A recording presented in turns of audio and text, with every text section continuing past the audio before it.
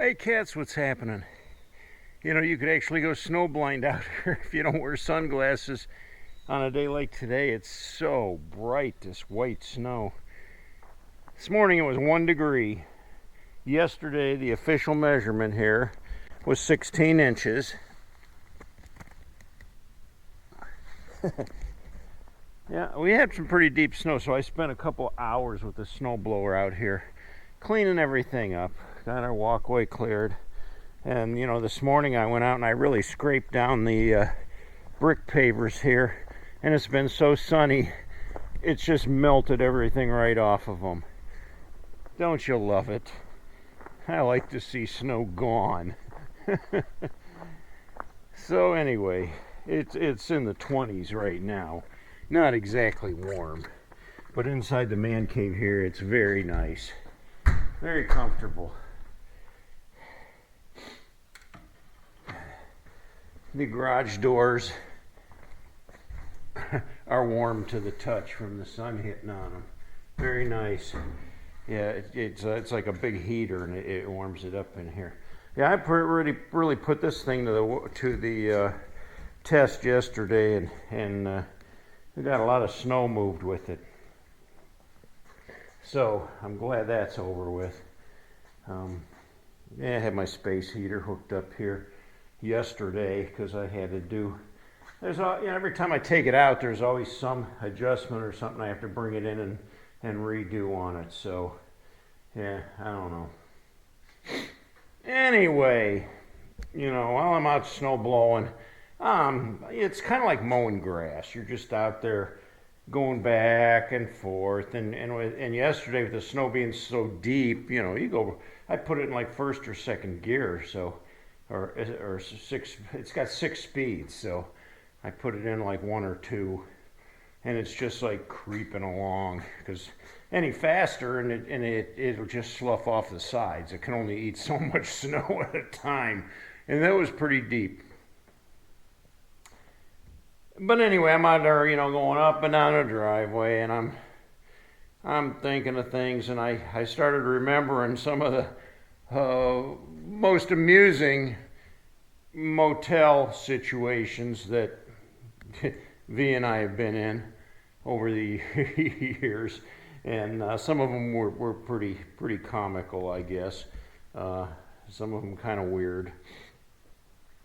I don't know. When you travel on the bike, you have a couple different options. You can sleep in a tent like I've done before, but even with that, there were days where I just said to myself, dang it, I'm not sleeping on the ground tonight. I'm tired, my back hurts from riding all day. I want a real bed to sleep in. I'm going to get me a motel room. Well, I usually go for the motels because they're a little cheaper, and when you're pinching pennies, you go for something cheap. So we go to this motel, and it's out in the middle of, the desert, the Badlands, whatever. And it's just a dumpy little place, but the price is right, So we walk into the lobby, kind of a dingy place. Nobody there, we ring the bell, ding, ding, ding, ding, ding. And, this old man comes out all hunched over and says, he wasn't very friendly, wasn't very talkative or anything. And we said, yeah, we were wondering if we could get a room for the night. He pulls out his pad and he says, yeah, I got a room. I said, okay, well, we'll take it. Well, it was, I don't know, $45 or something like that. Price was right for me. And said, all right, and paid up. Well, while we're in there taking care of stuff, here comes this cat walking across the lobby. And this cat was a sight for sore eyes. We're cat people. We have cats. We love animals. We're animal lovers. This cat's like literally dragging its back leg, and it's limping, and it's all tore up, and we says to the guy, what happened to the cat? He says, that thing got hit by a car out on the road the other day. I said, well, did you take it to the vet? Are you going to take it to the vet? Nah, it'll be fine. Well, that didn't go over too well with us. The thing really looks like it needs to go to the vet. I mean, it looks like its back leg is broken. The old man just, I don't have time for that. Well, obviously, we're not in a position to take the cat to the vet, so it's just something, sadly, you have to walk away from. I suppose we could have called somebody, but, when you're out in the middle of nowhere, who are you going to call? We don't live there. We don't know anything about the area or anything, but kind of sad, So anyway, we go. He says, second door on the right down the hallway there. Okay. So V and I, we go down the hallway, second door on the right, we go in. And the room would look like it was from the 1970s for one. Just in the decor and the age of it, it hadn't been fixed up in quite a while. But the weird thing about it was, okay, there was our room, but there was a door or a doorway. There was no door on the opening that went into another room, another motel room. And so we walked over there, we looked. Okay, there's just a whole nother motel room over there, and there's no door. It's just a door frame, but no door in between. So. Is this our room? I mean, so I walk back out to the lobby and there's no sign of the guy. I don't see him anywhere. I ding the bell and nobody comes. And so we went back to the room and I said, well, I guess we'll just have to sleep with one eye open and make sure nobody, I mean, what if somebody else goes into that other room? That's kind of weird. It's just really weird. So anyway, we decide, okay, well, we're settled in and everything. Let's go get something to eat. Let's find something to eat. So we go out, and right across the gravel parking lot is like a diner or something. Just a dusty old diner. And it says, well, we'll just go over there, So we're walking through the parking lot now. It was like a scourge of locusts, like grasshopper things, They have these, kind of like the cicadas around here in Ohio, but they have these locusts that come, and they look like big, like army green grasshoppers, and they were just everywhere. You would walk, and they would just go flying up from the ground, and it was hard not to even step on them. They were just everywhere. And, V was kind of creeping out because, she doesn't want to, and every once in a while one of them would land on you and you'd like brush it off and it would just get me back in the building. So we get into the diner and there was hardly anybody in there. They took us over and seated us at a table by the window. And it wasn't much for scenery or anything anyways. And a lady comes out there, an old grandma, and she says, special of the day is country fried steak. I says, all right, well, that sounds good to me. Now, I don't remember what Val ordered, but I said, I got to take the country fried steak. Well, I remember we sat there for quite a while, and finally they brought our plates out. And I mean to tell you, this country fried steak was bigger than my plate. It hung over the edges of the plate, if you know what I mean.